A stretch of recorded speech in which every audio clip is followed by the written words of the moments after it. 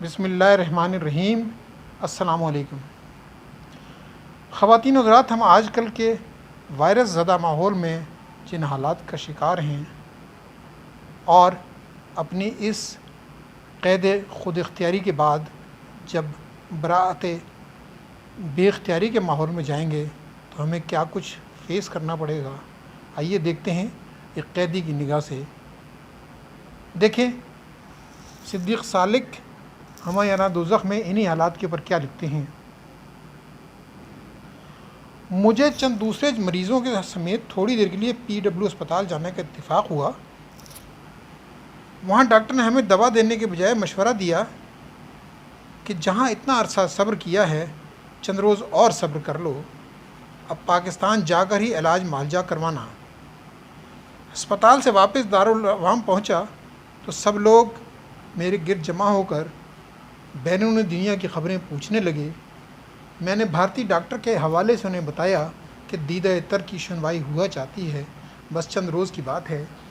یہ سن کر سامعین کے چہرے خوشی سے تمتما اٹھے، اگرچہ مجھے معلوم تھا کہ اس خوشی کی بنیادیں کمزور ہیں، لیکن پھر بھی راحت ہوئی کہ محفل میں کچھ چراغ فروزاں ہوئے تو ہیں۔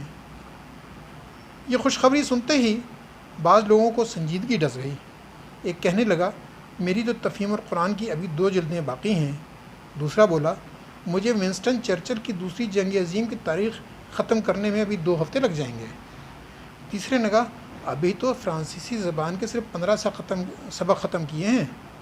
جب انہیں کہا گیا کہ آزادی کے سامنے ان چھوٹی چھوٹی باتوں کی کیا حیثیت، تو کہنے لگے، آزادی کی قدر و قیمت تسلیم، لیکن پتہ نہیں پاکستان جا کر ان منصوبوں پر عمل ہو سکے گا یا نہیں۔ ایک اور صاحب نے اپنے مسائل کا ذکر کچھ یوں کیا کہ اب روزانہ صبح اٹھنا پڑے گا، شیو بنانی ہوگی، صاف ستھرے کپڑے پہننے ہوں گے، مالی، سماجی اور معاشرتی مسائل کی طرف توجہ دینی پڑے گی۔ ان کے ساتھی نے کہا، یہ تو معمولی باتیں ہیں، مجھے تو نجی زندگی کی فلک بوس عمارت متزلزل نظر آ رہی ہے۔